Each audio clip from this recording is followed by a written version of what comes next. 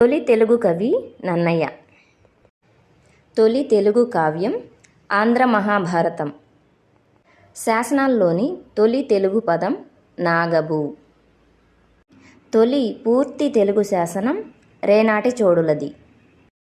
తొలి తెలుగు నిర్వచన కావ్యం నిర్వచనోత్తర రామాయణం. తొలి తెలుగు ప్రబంధము మనుచరిత్రము.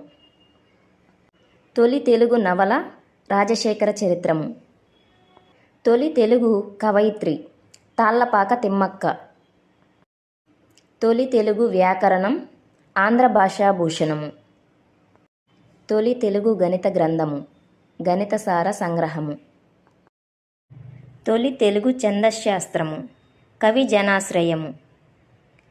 తొలి తెలుగు శతకము వృషాధిప శతకము. తొలి తెలుగు నాటకము మంజరి